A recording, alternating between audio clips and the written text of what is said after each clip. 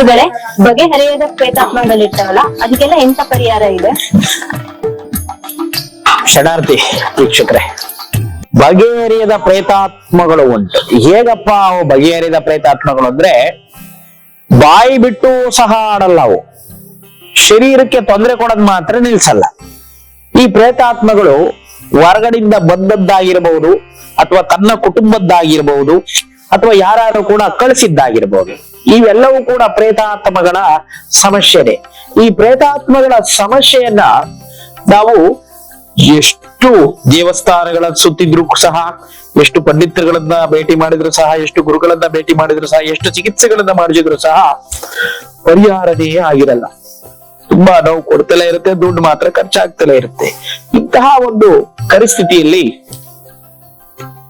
ನಮ್ಮ ಸನ್ನಿಧಾನಕ್ಕೆ ಇಂಥವು ಸಾವಿರಾರು ಬಂದಿದಾವೆ. ಈ ಪ್ರೇತಾತ್ಮಗಳು, ದೆವ್ವಗಳು ಅಂತ ನಾವೆಲ್ಲ ಏನ್ ಕರಿತೀವಿ, ಗಾಳಿಗಳು ಅಂತ ಹೇಳಿ ಏನ್ ಕರಿತೀವಲ್ಲ, ಈ ದುಷ್ಟ ಶಕ್ತಿಗಳು ಬಂದಾಗ ಆ ತಾಯಿ ದರ್ಶನವನ್ನ ಮಾಡ್ತಿದ್ದಂಗೆ ಶುರುವಾಗ್ತಾವ.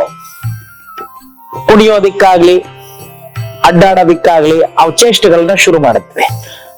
ಇದಕ್ಕಿದ್ದಂಗೆ ಮನುಷ್ಯ ತಲೆ ಸುತ್ತಿ ಬಿದ್ದೋಗುವಂಥದ್ದು, ಆಮೇಲೆ ಮೈ ಮೇಲೆ ಬಂದು ಹೇಳುವಂಥದ್ದು, ಇಂಥ ಸಮಸ್ಯೆಗಳು ಶುರುವಾದಾಗ ಮತ್ತೆ ನಾನು ಬಿಟ್ಟು ಹೋಗಲ್ಲ, ಈ ಶರೀರವನ್ನ ಬಿಟ್ಟು ಹೋಗಲ್ಲ, ಅಥವಾ ಇನ್ ಕೆಲವು ಹೇಳ್ತೇವೆ ಅವು ಏನು ಮಾತನೇ ಆಡಲ್ಲ, ನೋವು ಕೊಡ್ತಿರ್ತವೆ. ನಾವ್ ಎಷ್ಟು ತಡೆ ಹೋದ್ರು ಅಷ್ಟೇ, ಎಷ್ಟು ದೈವಿ ಪ್ರಶ್ನೆ ಹಾಕಿ ಅವ್ರ ಮೇಲೆ ಚಿಕಿತ್ಸೆ ಮಾಡಿದ್ರು ಅಷ್ಟೇ, ಬಿಟ್ಟೇ ಹೋಗಲ್ಲ. ಅಂತ ಒಂದು ಪರಿಸ್ಥಿತಿಲಿ ಏನ್ ಮಾಡ್ಬೇಕಪ್ಪ ಅಂದ್ರೆ, ಚಿಕಿತ್ಸಾ ವಿಧಾನವನ್ನ ನಾನು ವೀಕ್ಷಕರು ದಯಮಾಡಿ ಹೇಳ್ಕೊಡಲ್ಲ. ಯಾಕಪ್ಪ ಅಂತಂದ್ರೆ ಇದು ಬೇರೆ ರೀತಿಯಾಗಿ ಅದನ್ನ ದುರ್ಮಾರ್ಗಕ್ಕೆ ಬಳಸ್ತಾರೆ.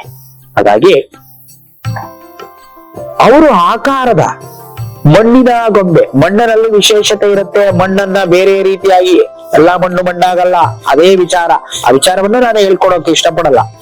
ಅದೇ ರೀತಿಯಾಗಿ ಅವರ ಅಂಗಾಲು ಮುಂಗಾಲು ಮಣ್ಣುಗಳನ್ನ, ಧೂಳುಗಳನ್ನ ತೆಗೆದು, ಅವ್ರ ಬಟ್ಟೆಯನ್ನ ತಕ್ಕೊಂಡು, ಅವ್ರ ಕೂದಲು, ಅವ್ರ ಉಗುರುಗಳನ್ನ ತೆಗೆದು ಆ ಗೊಂಬೆಯನ್ನ ಮಾಡಿ ಆ ಗೊಂಬೆಗೆ ಇಟ್ಟು, ಏನು ಅವ್ರ ಆಸೆ ಪಟ್ಕೊಂಡು ಅವಳಾಗಿರ್ಬೋದು, ಅವನಲ್ಲಿ ಇರ್ತಕ್ಕಂಥ ಪ್ರೇತಾತ್ಮವನ್ನ ಅದಕ್ಕೆ ಆಹ್ವಾನ ಮಾಡಿಸುವಂತದ್ದು.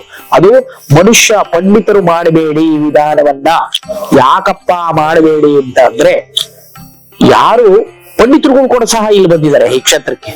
ಯಾಕೆ ಪಂಡಿತರುಗಳು ಇಲ್ಲಿ ಬಂದು, ಏನಪ್ಪಾ ನಿನ್ ಸಮಸ್ಯೆ ಅಂದಾಗ, ಸ್ವಾಮಿ ನಾನು ಪಂಡಿತ, ನಾನು ಗುರುವು, ಇಂತಹ ಸಮಸ್ಯೆಗಳನ್ನೆಲ್ಲ ನಾನು ಪರಿಹಾರ ಮಾಡ್ತೀನಿ, ಆದ್ರೆ ನನ್ಗೆ ಈ ಬೆನ್ನಿಂದ ನೋಡಿ ಈಗ ಬಿದ್ದುಬಿಟ್ಟಿದೆ, ಇಂಥ ಸಮಸ್ಯೆಗಳನ್ನ ನಾನು ನೋಡಿದ ಉದಾಹರಣೆಗಳಿವೆ. ಹಾಗಾಗಿ ಪಂಡಿತರು ಇಂಥ ಕೆಲಸಗಳನ್ನ ಮಾಡಬೇಡಿ. ಯಾವ್ದಾರು ಶಕ್ತಿ ದೇವತೆಯನ್ನ ಹಿಡಿದು ಈ ರೀತಿ ನೋಡಿ, ಅಂತ ಸಮಸ್ಯೆ ಬರೋದು, ಬಗೆಹರಿಯದ ಸಮಸ್ಯೆಗಳು ಬಂದಾಗ ಅಮ್ಮನವರು ಖುದ್ದಾಗಿ ಮುಂದೆ ನಿಲ್ತಾರೆ. ವೀರಭದ್ರ ಸ್ವಾಮಿಯವರು ಖುದ್ದಾಗಿ ಮುಂದೆ ನಿಲ್ತಾರೆ.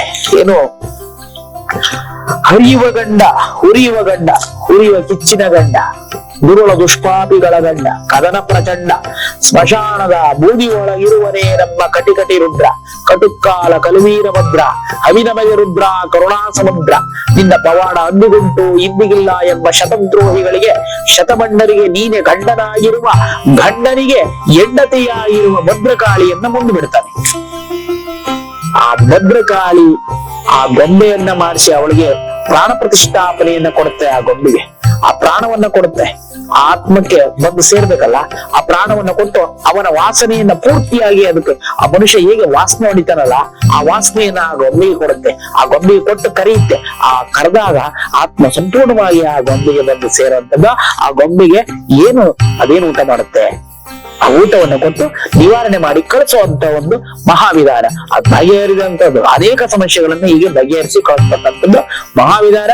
ಆ ವಿಧಾನವನ್ನ ತಾಯಿ ಮಾಡ್ತಾರೆ, ನಾವು ನೆಪ ಮಾತ್ರಕ್ಕೆ ನಿಂತಿರ್ತೀವಿ. ಈ ತರ ಸಮಸ್ಯೆ ಇರೋರು ಯಾವಾಗ ಬಂದು ಸನ್ನಿಧಾನಕ್ಕೆ ಬಗೆಹರಿಸ್ಕೋಬಹುದು?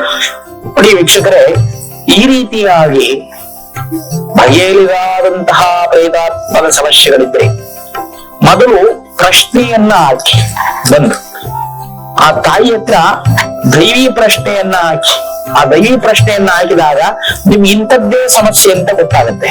ಆ ಇಂಥದ್ದೇ ಸಮಸ್ಯೆ ಅಂತ ಗೊತ್ತಾದಾಗ ಅಮಾವಾಸ್ಯೆ ಹುಣ್ಣಿಮೆಗಳಲ್ಲಿ ಬಂದು ಸಮಸ್ಯೆಯನ್ನ ಬಗೆಹರಿಸಬಹುದು. ಮತ್ತೆ ಪ್ರತಿ ಭಾನುವಾರ 3 ಗಂಟೆಯ ಮೇಲೆ ಅಲ್ಲಿವರೆಗೂ ತಡೆ ನಿವಾರಣೆ ಮಾಡಿಸಿಕೊಳ್ಳುವಂತಹ ಒಂದು ಭಕ್ತರು ಇರ್ತಾರೆ.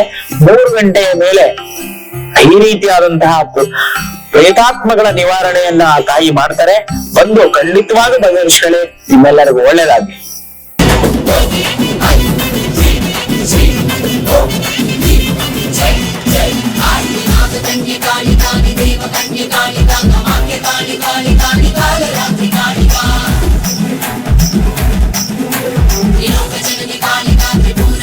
ಕಾಳಿ